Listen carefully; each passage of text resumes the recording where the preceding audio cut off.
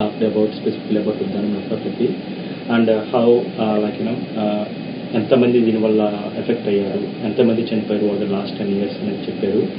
And that's the time I approached Mr. Pawan Kalyan okay, we can do something in that area and we have the expertise and knowledge to identify the root cause of the disease.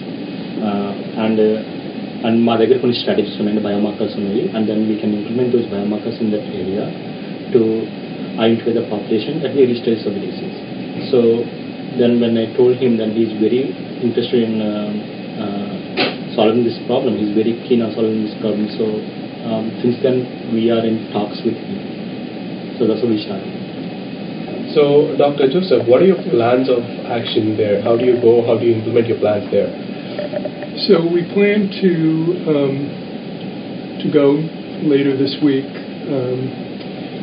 to first find out exactly what's been done and to work with the physicians and the scientists who have spent, in some cases, many years trying to understand why there is this increased incidence of chronic kidney disease in this area.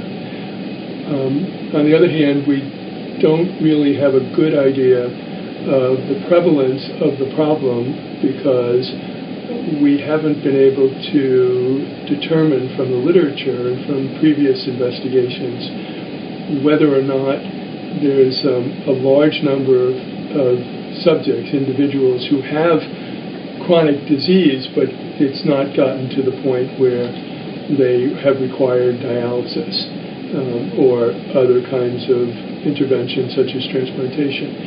So we intend to go to learn more about the disease, to talk to the local members of the community who have been investigating the disease, and also to talk to the patients to get a better sense of how their perception of their disease is and their families, how it's affected their lives, to try to get some insight into the potential causes of the disease as well as the prevalence of the disease.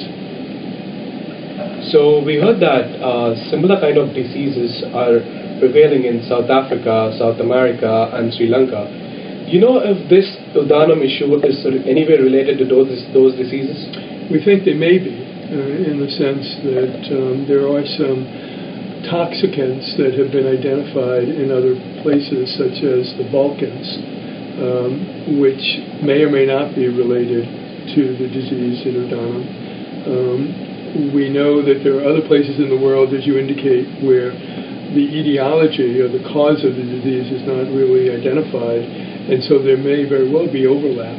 And of course, there is the possibility that there are some common genetic predisposing factors in different parts of the world. Subsidy గారు, మనకిప్పుడు ఇది ఉద్దానంలో first time 1993లో ఈ disease బయటపడింది. అప్పటి నుంచి 20,000 మంది చనిపోయారు. దీని గురించి మీరు ఏమనుకుంటున్నారు? ఎందుకు ఇంతమంది చనిపోతున్నారు అనుకుంటున్నారు? సో కారణాలు చాలా ఉండవచ్చండి.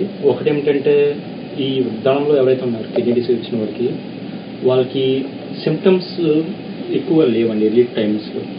సో దే ఆర్ అసిమ్టమాటిక్, అంటే ఫస్ట్ ఎర్లీ స్టేజెస్లో దే డిడ్ నాట్ షో వాళ్ళు ఏ సిమ్టమ్స్ చూపించలేదు. సో అదొక కారణం అది ఉండొచ్చు అండి. రెండోది ఏమిటంటే, హెల్త్ కేర్ సిస్టమ్కి యాక్సెస్ లేకపోవడం. So even though they have some condition, వాళ్ళు హాస్పిటల్కి వెళ్ళి చెక్ చేయించుకోవడం కానీ అండ్ ఓకే ఇది కిడ్నీ రిలేటెడ్ ప్రాబ్లమ్ అని చెక్ చేయించుకోవడం కానీ జరగలేదు. And most of the times what we understood, వాళ్ళకి ప్రాబ్లం ఉందని తెలిసేప్పటికే they are in advance stage of the disease, and either they are in the latter stages of the disease or they require dialysis or transplantation. So these two reasons are very critical. That's why there is so many deaths over the last 10 years.